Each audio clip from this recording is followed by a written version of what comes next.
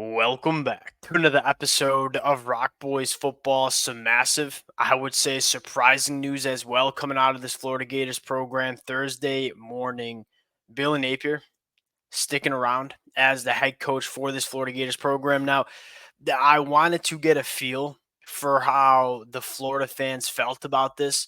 Popped open Twitter, popped open some of the message boards. There are a lot of pissed off Florida fans, and I am sitting here saying I understand the frustration with this program, looking at the state of the football program and saying, oh, we're going to have a coach that has had potentially three straight losing seasons, and we're going to let him come back for a fourth season. That's unprecedented for this Florida Gators program. The last time this has happened where a new head coach has had three straight losing seasons, you have to go back to 1936.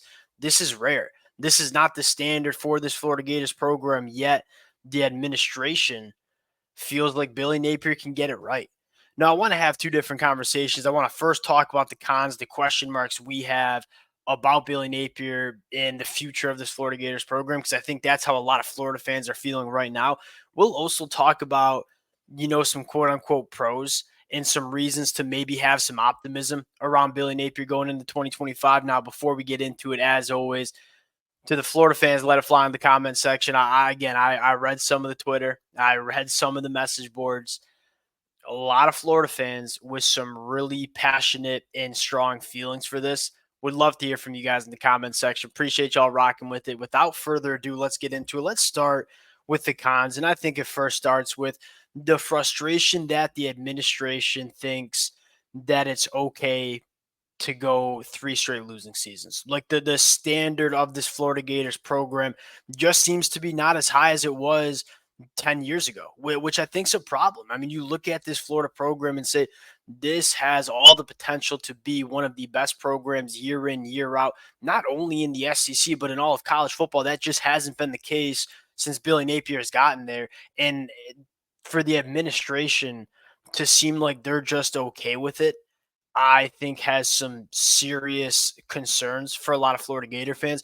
I think secondly, and I think there's two other things. One, I mean, you look at how this Florida team has lost some of these football games and say it kind of just eerily reminds you of what this team looked like in 2023.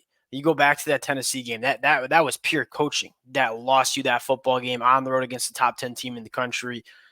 It seems like Billy Napier hasn't really taken that step. And if the Florida fans who've been rocking with the boys for the last 12 months, I was pretty adamant that we should give Billy Napier that year three to see if he can clean it up. He made some significant changes on the defensive coaching staff. And, to me, it looks like the same old Florida team at times. And that's concerning when you don't see that year three jump.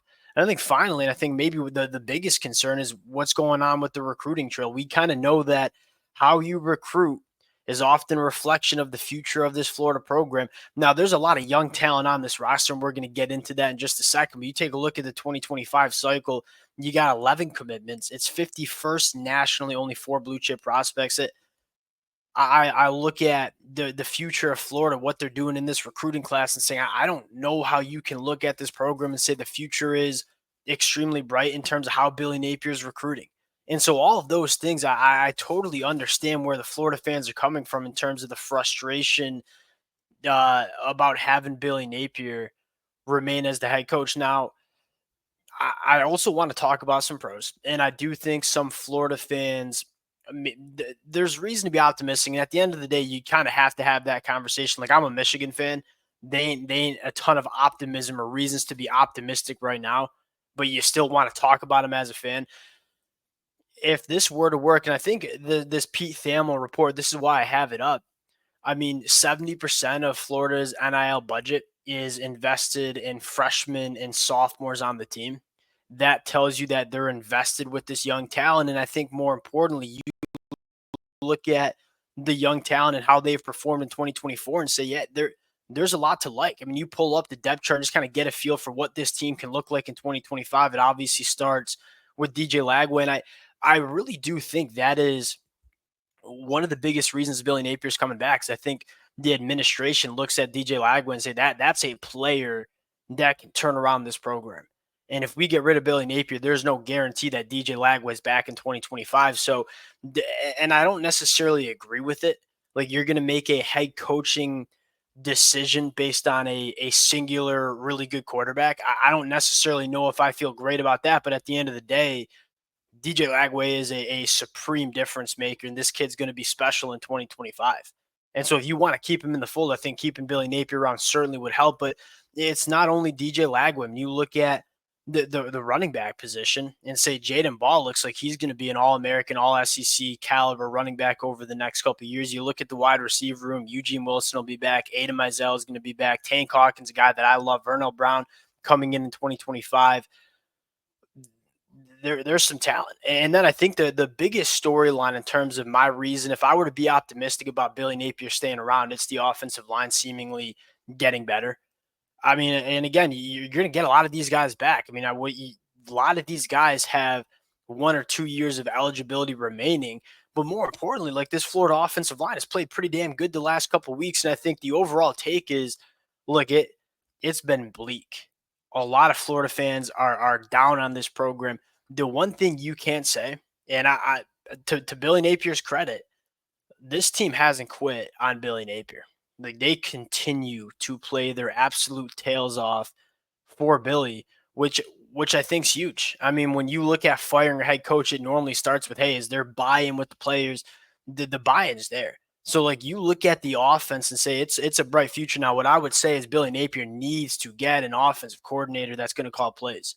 I think we've seen this long enough where it's, hey, you might be a good leader of men, but you ain't that good of a play caller. Let's go get a guy that knows how to call plays, knows how to scheme up an offense, because Billy Napier's he's just average at it. And if you're in a head coach that's average at it, you ought not to be doing it. Like, there's only a handful of head coaches that should be calling plays, like Coach Sark, Lane Kiffin, Lincoln Riley at USC. If you are the best of the best at calling plays and scheming up an offense, I'm okay with head coaches calling plays, but I'm not okay with head coaches calling plays when they're just average to arguably not very good at it. And that's kind of where Billy Napier sits. And then you look at the defensive side of the football and say, again, there's a lot of guys that you kind of like what you've seen. I mean, you start with the back end. Aaron Gates looks like an absolute stud.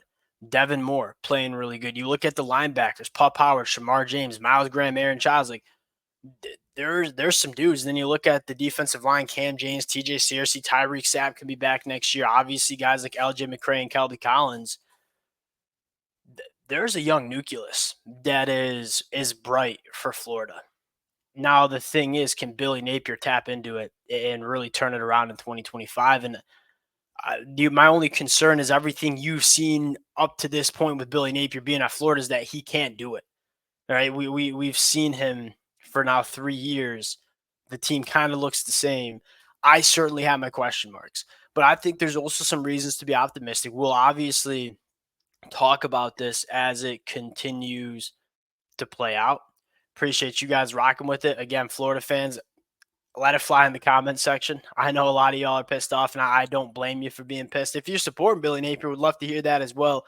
Appreciate you guys rocking with it. If y'all do enjoy the content, consider subscribing to the channel. We'll talk to y'all later. Peace.